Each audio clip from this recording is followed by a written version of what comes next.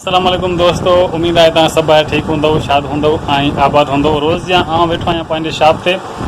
सुबुह जी रूटीन मां तव्हांखे न ॾेखारे सघियुमि, थोरो इहो ज़रूरी कमु हिन महिल साॻे तरीक़े सां रोज़ जा शाम जा थी रहिया आहिनि 3 ऐं मूंसां आहे गॾु मुंहिंजो नंढड़ो जेको बंदूक बि नकली खणी वेठो आहे।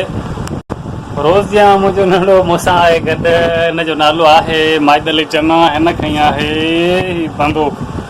ॿार हिन रांदि कंदा आहिनि, हीअ हथियार माना नकली आहे, असली न आहे। ऐं हेॾां बीठो आहे मीर मुर्तज़ा, जेको बिल्कुलु अजीब नज़रुनि सां ॾिसी रहियो आहे, शायदि परेशान आहे। कान का ज़िन में हिन जी ॻाल्हि हले थी तॾहिं परेशान आहे। दोस्तो, हे खाईंदो आहे मेट। हिन बाचके जी कई आहे हालत ख़राबु। हे ॾिसो, हिनखे छॾियो आहे मां बिल्कुलु सिबी। त दोस्तो, हिनखे मां बिल्कुलु सिबी छॾियो आहे, पर हिन जी कोशिशि आहे त कहिड़े बि तरीक़े सां मां हितां मेट कढां। असांजी तमामु घणी मेट हिनखे कंदो आहे बीमार। मेट हुजे, मिटी हुजे, ॿार जी सिहत जे लाइ तमामु घणो ख़तरनाक हूंदो आहे। हिन जी तबियत बि थी वई ख़राबु, पर असांखे पहिरीं शुरू में ख़बर त बिल्कुलु कान हुई, पर पोइ बाद में ख़बर पई त हे खाईंदो आहे ॿाहिरि मिटी प्लस में मेट।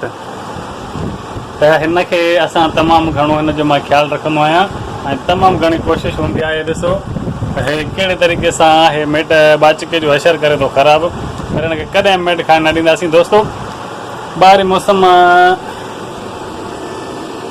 फ़िलहालु त आहे साफ़, पर अॼोकी पोस्ट मां फेसबुक ते पढ़ी त शदीद बरसातूं ॿुधाइनि पिया। 19 तारीख़ खां रपा खेरकंदो। असांजो इलाइक़ो मां तव्हांखे हर बार ॾेखारियो हुयो, हेठां वारो आहे, परियां ढोरो आहे। जेको बि पाणी जमा थींदो आहे असांजी कॉलोनीअ में, असांखे रपाक पंहिंजे हिफ़्ज़ अमान में रखंदो। बरसातूं नॉर्मल थींदियूं इनशा ताला, पर भउ हिकिड़ो आहे त कॉलोनी कची आहे, को बि सहूलियत कान्हे, पर वेठा आहियूं अलाह जे आसरे। ही शॉप आहे, ही असांजो रोज़ी आहे। ऐं हिकु वॾो यूट्यूबर न आहियां, हर बार तव्हांखे मां ॿुधायो आहे, हिकु नंढो आहे। कोशिशि ऐं शौक़ु असांजो आहे जंहिंखे तव्हां ॿाहिरि ई कामयाबु बणाए था सघो। उमेदु आहे त तव्हां असांजी हौसला अफ़ज़ाई सुठे तरीक़े सां कयो था, आईंदा बि कंदा रहंदव। असांखे तव्हां मालूम माण्हुनि जो थियो आहे गुज़र, तव्हांखे ॾेखारियां थो त हे कहिड़े तरीक़े सां हिते माल जमा थियो आहे। मेयूं ढगियूं सभु हिननि सां गॾु मौजूदु आहिनि। तव्हां इहे ॾिसो। इन खां बाद में मां पचाईंदुमि।